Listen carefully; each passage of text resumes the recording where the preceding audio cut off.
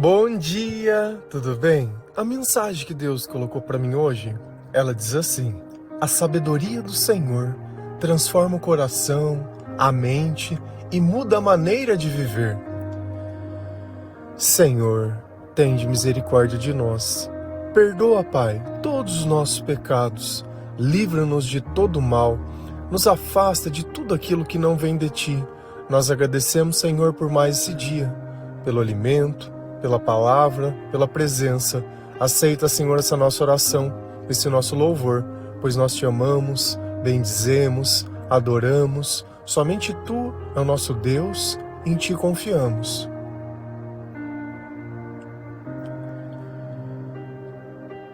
Quando nós entendemos que a sabedoria do Senhor é a forma que o Senhor pensa, nós começamos a entender melhor como tudo pode acontecer nessa vida quando o Espírito Santo está perto de nós. É como se a luz estivesse o tempo todo em tudo aquilo que nós vivemos. Então nós temos uma compreensão maior. Antes nós vivíamos tropeçando nas coisas, porque nós não podíamos enxergar. Hoje sim, nós podemos reconhecer e desviar de diversas coisas que antigamente acabavam nos machucando no meio do caminho. Quantos gatilhos emocionais o Senhor não ajudou a gente a desarmar? Quantas armadilhas, quantos pensamentos, quantos sofrimentos já não existem mais nas nossas vidas, graças à palavra de Deus e à presença do Espírito Santo e à fé em Jesus Cristo.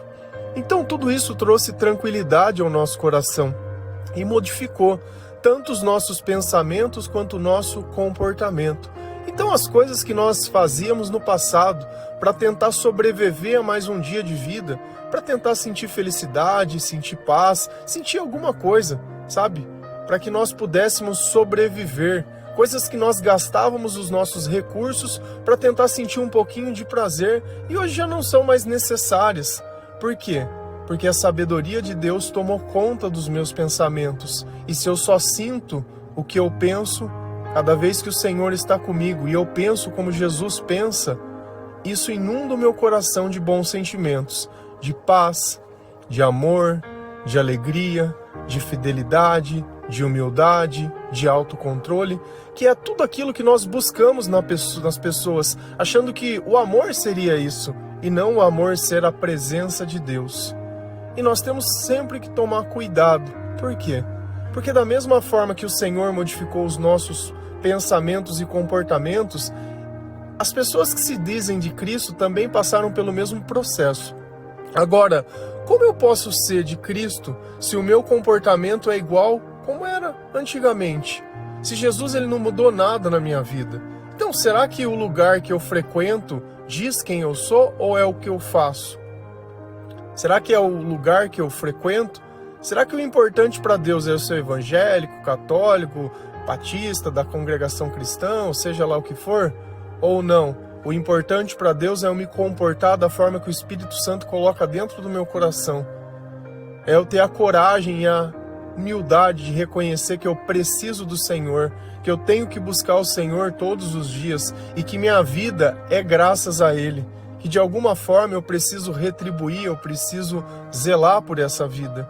Se a gente vai lá em 1 Coríntios 5, versículo 9 a 11, a palavra do Senhor ela diz assim: na outra carta que escrevi a vocês, eu recomendei que vocês não tivessem nada a ver com gente imoral.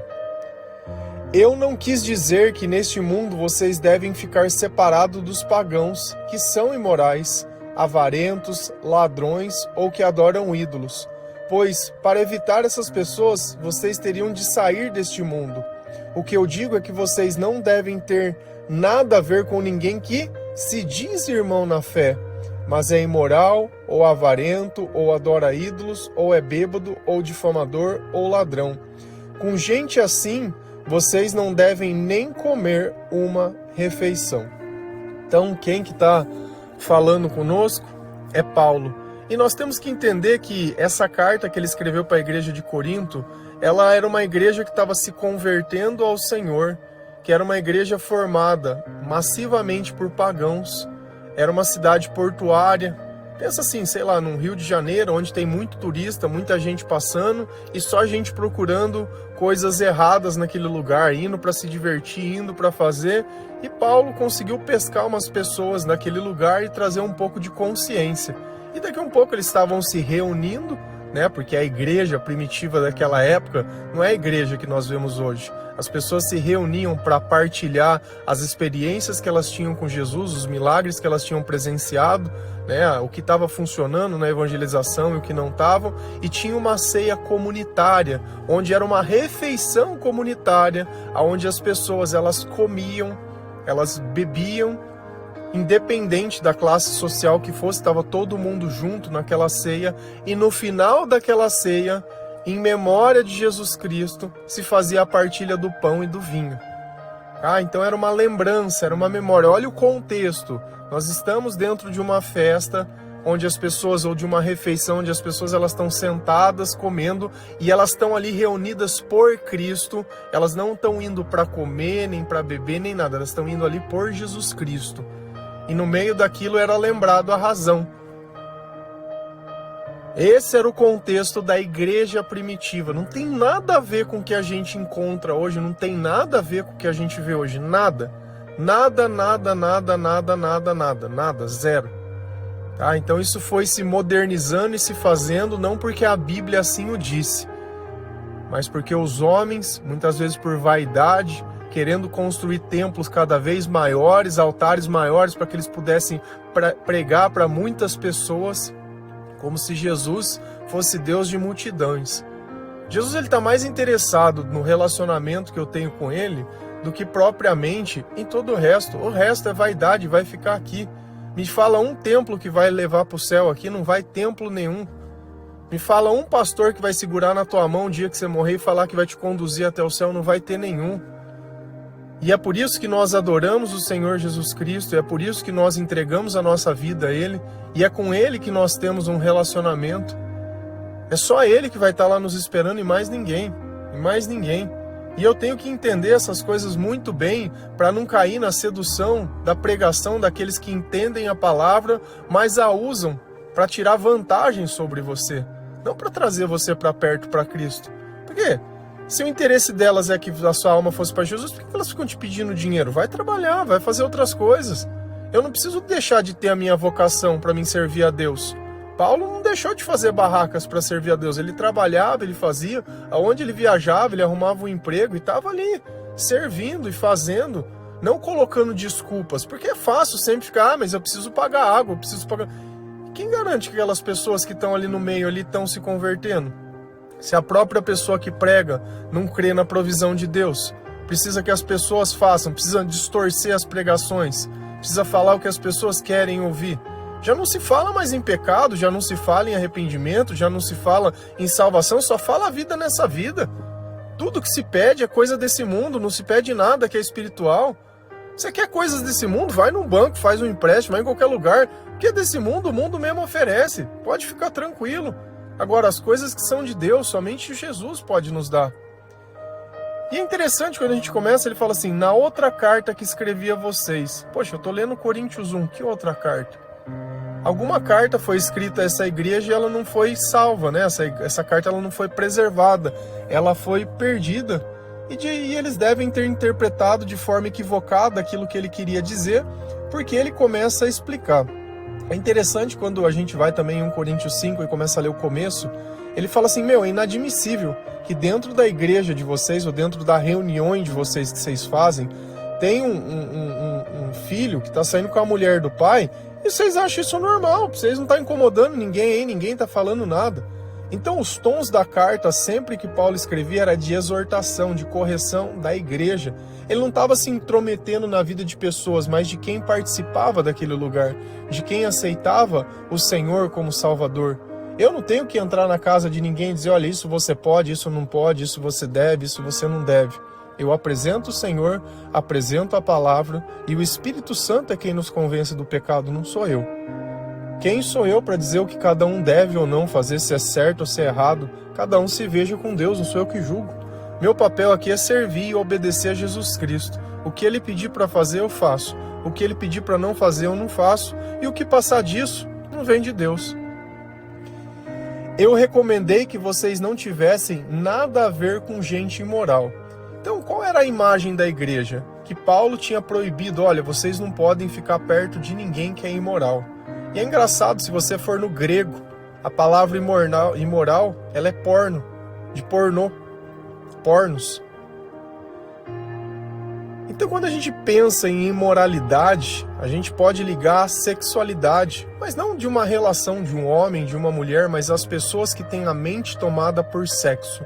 Tudo que elas vê é sexo, tudo que elas vê é vontade, tudo que elas olham tem desejo. Não consegue olhar uma pessoa sem desejá-la. Já olha medindo, eu gosto disso, eu não gosto daquilo, seria bom isso, seria aquilo, e ainda cria-se um comportamento que quer ir para cima daquilo. Aí vai lá, consome a pessoa, como se aquilo fosse o amor, e depois joga fora. E as pessoas, elas estavam frequentando a igreja, frequentando os lugares com esse tipo de pensamento. Tá dentro de um lugar só buscando relação, só buscando carne, só pensam nisso. E Paulo está dizendo, olha, eu não quis dizer isso que vocês entenderam.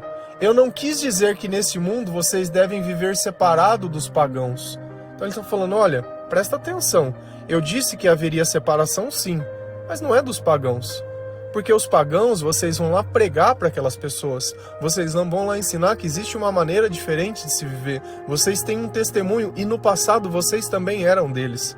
Foi graças a alguém que entrou no meio deles, que conversou com vocês, que ensinou a verdade para vocês, que apresentou Jesus para vocês, que vocês saíram do meio deles. Porque o que diferencia de um pagão e de um cristão? É o comportamento. Não é falar o nome de Jesus, mas é se comportar da forma que Jesus coloca dentro do nosso coração e dentro da nossa mente. É na batalha espiritual você ter um lado muito definido. É você ajudar a servir as pessoas. É o amor ser a sua moeda. Não de troca, mas a única moeda que você tem a dar, porque é isso que nós recebemos de Deus, o amor, o perdão, a misericórdia, a paz. E são essas coisas que nós demonstramos ao mundo. Não vai ser gritando, não vai ser xingando, não vai ser berrando, não vai ser com nada dessas coisas. A gente não convence o diabo gritando nem berrando. Essa é a conversa que tem quem aquele que não entende o que é o Espírito Santo, porque o Espírito Santo ele não se comporta dessa forma. E aí ele vai dizer, por que eles são pagões? Porque são imorais, porque são avarentos, porque são ladrões ou porque adoram ídolos. Então ele colocou comportamentos que determinam que uma pessoa são pagãos. Então, o pagão ele é imoral, só pensa naquilo, né? Como, não lembro qual programa de televisão que a gente assistia antigamente, que falava que só pensa naquilo. Então o tempo inteiro só busca isso. Só olha pessoas como se fossem corpos para sentir prazer, só. O que mais que essas pessoas fazem? São avarentos. Outra palavra, gananciosos. Só pensa em dinheiro, só pensa em tirar vantagem, só pensa em dar jeitinho, em ganhar, em ter, e é só isso. Então a vida dessa pessoa, procurar pessoas, procurar coisas, né? Porque a avareza é isso, eu não estou contente. Ou ladrões. Então eu vejo que pelo mérito próprio eu não consigo, eu vou tentar tirar de quem conseguiu. Então eu coloco a moralidade acima de qualquer coisa. Eu não me importo em ser corrupto, eu não me importo de roubar, eu não me importo de lesar, eu não me importo de nada. O importante é que eu tenha, não importa a forma que eu tenha. Você vê que a gente coloca às vezes uma coisa acima de tudo, ou adorarem os ídolos. Os ídolos podem ser outros deuses.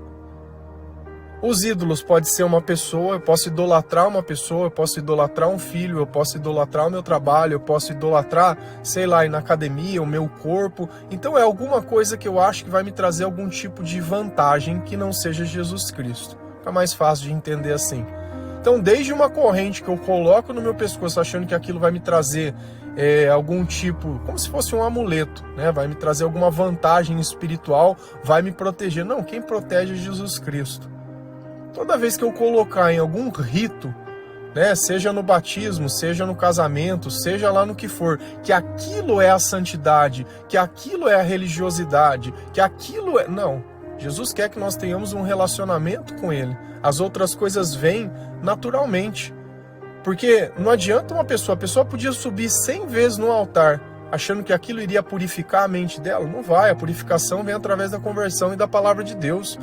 Então, às vezes a gente acha assim, eu estou um pecado porque eu não sou casado, mas você tem mais respeito pela tua mulher ou pela pessoa que você está do que propriamente uma pessoa que subiu dentro de um altar. E a mesma coisa que parece quando a gente olhava as pessoas brigando com os cristãos que eles queriam fazer essa circuncisão. Não, tem que circuncidar, não, porque foi mandado, senão... Cara, nada vai substituir o relacionamento com o Espírito Santo. Não existe uma coisa que nós fazemos nesse mundo que vai garantir alguma coisa. Isso é a religiosidade. E é sobre isso que Jesus pregava. E muitos estão perdidos no meio disso, querendo colocar regras. Eu quero regra disso, eu quero regra daquilo, eu quero que tem que ser assim. Não tem que ser. Não existe jeito de ser. Dentro dos planos de Deus acontece como pode acontecer. Ele usa da forma que nós permitimos. Cada um tem a sua história. E mesmo o meu fracasso, mesmo tudo que eu fiz de errado, aquilo sim vai ser a remissão. Vai ser onde eu vou conseguir olhar para Deus e falar, olha, como aconteceu coisas diferentes. Pois para evitar essas pessoas, vocês deveriam sair deste mundo. Paulo, ele tem a consciência que a maior parte das pessoas é desse jeito, que elas não vão conhecer o Senhor. E cabe a nós anunciar essas pessoas. Mas então ele está falando para sair de perto de quem? Eu digo é que vocês não devem ter nada a ver com ninguém que se diz irmão na fé. Mas como assim? Então ele está falando assim, pera lá.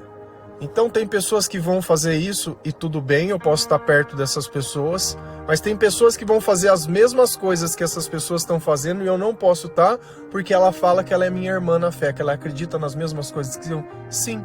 Você sabe por quê? Porque o diabo é o pai da mentira. Então ele vai falar que ele é cristão, ele vai falar que ele é de Jesus, que ele é evangélico, que ele é católico, que ele é isso, que ele é aquilo, mas no comportamento ele não faz igual. Então nitidamente é claro que essa pessoa ela está ali tentando enganar alguém.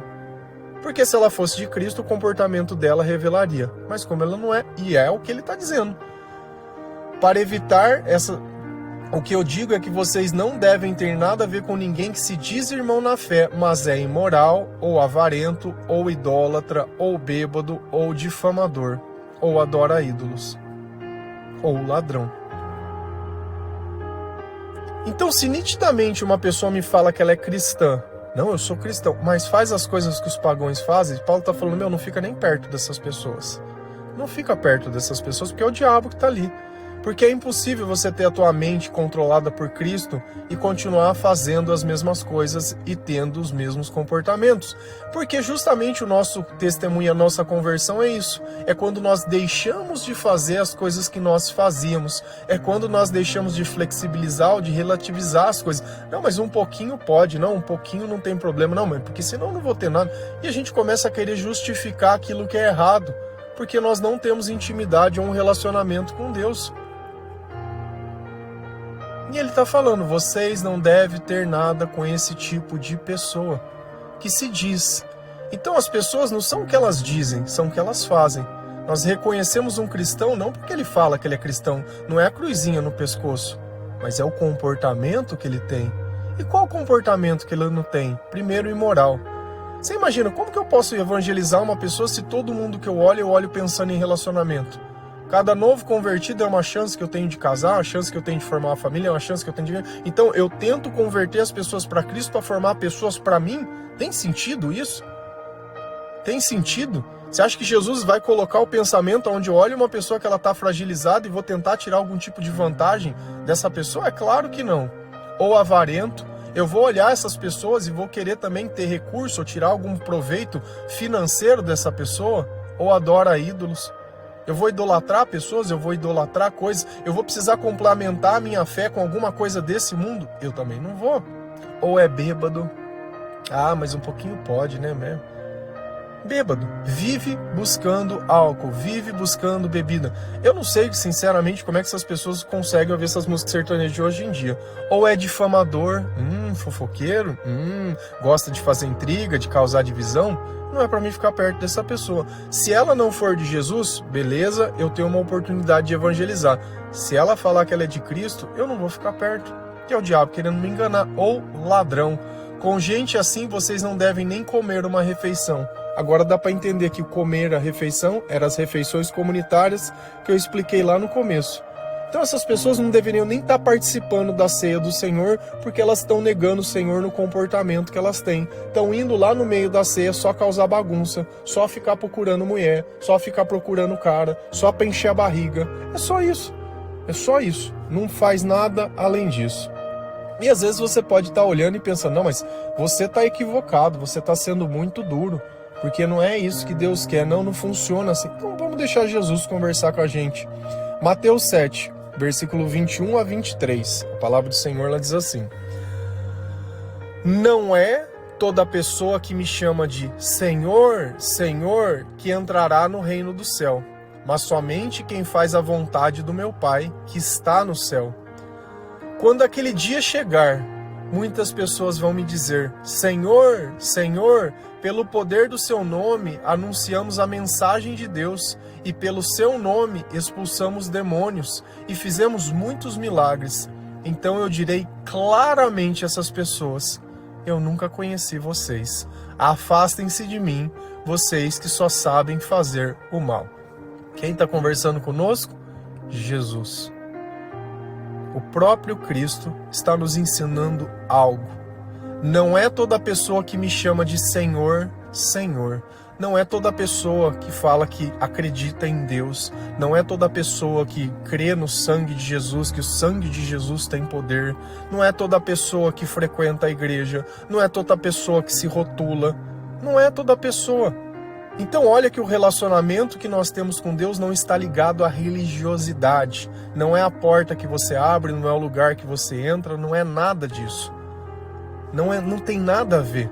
O que Jesus está dizendo, vocês precisam ter um relacionamento, vocês precisam ter comunhão, vocês são o templo do Espírito Santo. O culto acontece, sabe na onde? O tempo inteiro, na mente de vocês, no coração de vocês. E ele precisa refletir no comportamento de vocês. Que entrará no reino do céu. Olha que ele colocou uma condição. É só saber o nome de Deus? Não. Então o que eu preciso fazer? Mas somente quem faz a vontade do meu Pai que está no céu. De novo, como eu posso fazer a vontade de Deus se eu não conheço a Deus? Como eu posso conhecer a Deus? Através da palavra de Deus. E o que eu tenho que ler da palavra de Deus? O Novo Testamento, que é o cumprimento de todas as profecias do Antigo, que é Jesus Cristo, que é o nome que está acima de todo nome, que é o nome que nós chamamos que o Espírito Santo vem. E é esse Espírito que nos convence do pecado, é esse Espírito que nos consola, é esse Espírito que nos ensina, é esse Espírito que nos dá sabedoria, é Ele que fala na nossa mente, é Ele que expulsa o diabo do nosso corpo, é Ele que nos ensina a forma certa de viver, é esse Espírito. Então, para nós entrarmos no reino de Deus, quando nós morrermos, nós temos que estar com esse Espírito dentro de nós. Aí Ele sabe para onde ir, Ele sabe o que fazer. E é só isso, nada além disso. Então mantenha-se Jesus o tempo todo dentro de você. Por isso que Jesus fala, vigiem e orem. O Espírito está pronto, mas a carne ela é fraca. Você vê como as coisas elas começam a fazer muito mais sentido agora dessa forma? Então eu preciso fazer a vontade de Deus. Vê qual é o problema que Paulo estava falando. Essas pessoas elas estão falando, Senhor, Senhor, mas eu não conheço essas pessoas. O comportamento nega, porque elas fazem tudo aquilo que é errado e isso não incomoda elas. Esse é o ponto em questão. O Espírito Santo se sente incomodado pela vida que nós vivíamos no passado. Esse é o pecado. É justamente isso o pecado, é sobre isso que nós nos arrependemos, é sobre isso que nós pedimos perdão. E não quer dizer que porque um dia uma pessoa caiu ou de um jeito e ela não se arrependeu, eu não vou mais ficar... Não é isso. Nós vamos errar diversas vezes, isso faz parte do processo de conversão, mas nós sempre vamos nos arrependendo e nos modificando, entendendo, se arrependendo mesmo de coração e vai modificando o nosso comportamento ao ponto de nós deixarmos de fazer aquelas coisas porque não faz sentido o sofrimento que elas trazem para a nossa vida. E aqui é a coisa mais gostosa que eu gosto do Evangelho, que de novo a gente vai entrar no que nós falamos ontem, né? O crente Adão e Eva. É o crente que não assume culpa. Ele coloca a culpa nos outros ou justifica. Quando aquele dia chegar, que dia? o dia que nós estivermos na porta do céu, o dia do julgamento, o dia onde todas as pessoas vão estar lá diante de Deus, prestando conta do bem e do mal que fizeram nessa vida. Quando esse dia chegar, tem pessoas que vão chegar lá e o nome dela já vai estar no livro da vida. Os atos dessas pessoas, as coisas, Deus vai chamar ela pelo nome, Ele conhece essas pessoas. Mas vai ter pessoas que vão ver outras pessoas entrando e elas não vão entrar e elas vão querer começar a justificar. Muitas pessoas vão me dizer: não foi a mulher que tu me deste? Não foi isso, mas eu fui. Não, mas eu fiz, eu frequentava, eu estava lá todo domingo. Você estava lá? Vão me dizer: Senhor, Senhor, pelo poder do seu nome não anunciamos a mensagem de Deus? Então elas estavam falando de Jesus? Estavam. Mas estavam vivendo Jesus? Não, fariseu. Esse é o ponto em questão. Não é falar de Jesus por falar. Não é o lugar que você está, mas é o Espírito que está em você. É a intenção que está em você. Você estava lá dentro da igreja fazendo o quê? Adorando o Senhor? Ou estava lá vendo a roupa dos outros, vendo a música, né? Vendo se a pregação estava boa ou não estava, né? Querendo colocar defeito, dar palpite, opinião, criticando, é só isso. Então, se as coisas do mundo me incomodam, tem alguma coisa errada. Para mim, toda a igreja tinha que ser pregado com luz apagada, pra ninguém ver nada, nada. Você quer sentir, você vai sentir a presença de Deus. Você quer ouvir, você vai ouvir a palavra de Deus. Você não vai ver ninguém, não vai ter nada. Você não vai saber o músico que tocou, você não vai saber a pessoa que cantou, você não vai nunca ter visto o rosto de nenhum deles. O rosto de nenhum, mas vai sentir. Se tiver tomado pelo Espírito Santo, você vai sentir.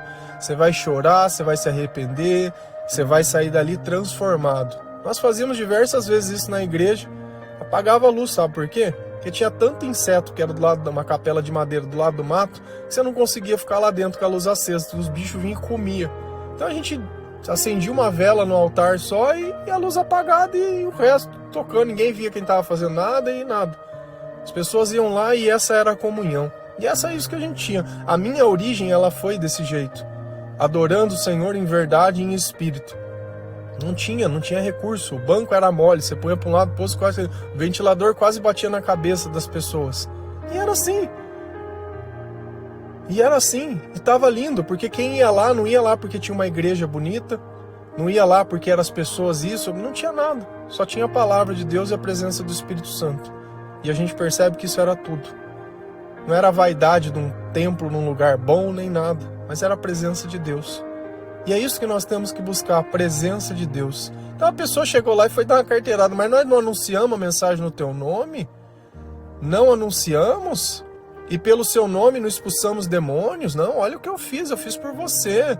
Eu estava lá por você, não é o Espírito que estava conduzindo a pessoa, não, fui eu. Eu fui lá expulsar no teu nome, eu fui lá fazer. Ai, que loucura, isso é muita loucura. E fizemos muitos milagres. Eu achei que quem fazia milagre era Jesus. Não, mas nós fizemos os milagres. Não foi Jesus, foi nós. Você entende a arrogância que está nesse tom? Quando você lê a primeira vez, talvez você nem entenda o que está sendo escrito. Parece que Deus está sendo injusto. Porque a gente tem mania de querer condenar o certo para poder descondenar o errado. Não, mas eu estava lá, eu frequentei, eu fiz, eu servi. Será que para Deus isso é o suficiente? Será que isso garantiria a salvação de alguém ou alguma coisa de alguém? Não garante nada. Esse é o ponto em questão. Se isso não garante a minha salvação e não garante nada, será que eu deveria estar gastando tempo nisso? Será que essa é a vontade de Deus? Será que é isso que não vai me levar para o céu? Será que os meus sentimentos não estavam me tornando incomodado? E por não fazer do jeito certo, eu estava tentando ainda fazer do jeito errado? Buscando tudo o que é imoral, buscando tudo aquilo que não vem de Deus, querendo complementar a Deus com alguma outra coisa. Tem gente que fica peregrinando de igreja em igreja, e eu não condeno, sabe por quê? Porque Deus não está em nenhuma delas.